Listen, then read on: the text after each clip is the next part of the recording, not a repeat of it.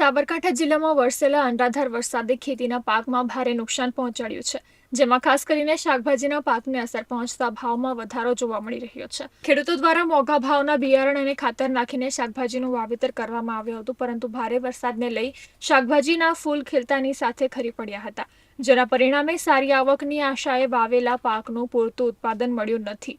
ખાસ કરીને વેલાવાળી શાકભાજી જેવા કે તુરિયા, ગલકા, દૂધી, કાકડી, ટામેટા, કિલોડા સહિત અન્ય શાકભાજીમાં વરસાદને લઈને ઉત્પાદનમાં ભારે અસર પડી છે. સાબરકાંઠા જિલ્લામાં હોલસેલ માર્કેટ ખાતે ભાવમાં ભારે તેજી જોવા મળી છે. હા, એ ફળ કોવાઈ જતા હોય છે, ઘણા ફૂગ લાગી જતી હોય છે અમારે પાકમાં. એના કારણે અમારે એ માલ ફેંકી દેવો પડતો હોય છે. અને બીજો પાક એવો હોય છે કે જે માલ ઉતારીએ છીએ એમાંથી જે અમુક પાકટ થઈ ગયેલો, આપણી ભાષામાં પાકટ થઈ ગયેલો માલ છે એ અમારે ફેંકી દેવો પડતો હોય છે. અને જે સારો માલ છે એ જ લઈને અમે માર્કેટમાં આવતા હોઈએ છીએ અને એ જ માલનો અમને સારો એવો ભાવ મળતો હોય છે.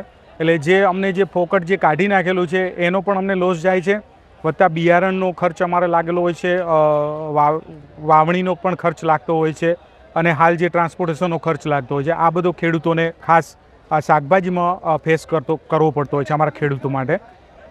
પિયુષ પટેલ, તખતગઢ કંપા. સાબરકાંઠામાં વરસાદને કારણે આ વખતે ઉત્પાદન ઘટી ગયું છે, જેના થકી ભાવ આસમાને પહોંચ્યા છે, પરંતુ ખેડૂતની સ્થિતિ તો જેસે થે જેવી જ છે.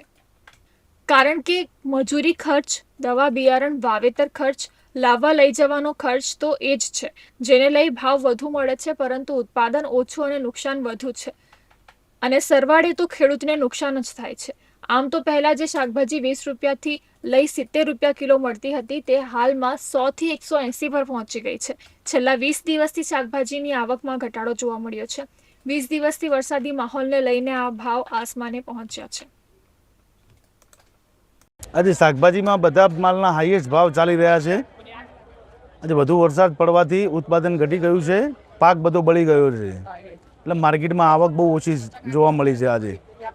આજે 1000થી લઈને 2500 રૂપિયા સુધી શાકભાજીના ભાવ ચાલી રહ્યા છે, જેથી ભીંડા ગઈકાલે 1200 થી 1800 રૂપિયા ચાલ્યા, ચોળી 2000 રૂપિયા, 2000 થી 2500 ચાલી, ગવાર 2000 થી 2200 રૂપિયા ચાલ્યો. આમ શાકભાજીમાં તેજી જોવા મળી છે અને વધુ વરસાદ પડવાથી બધો પાક બળી ગયેલો છે.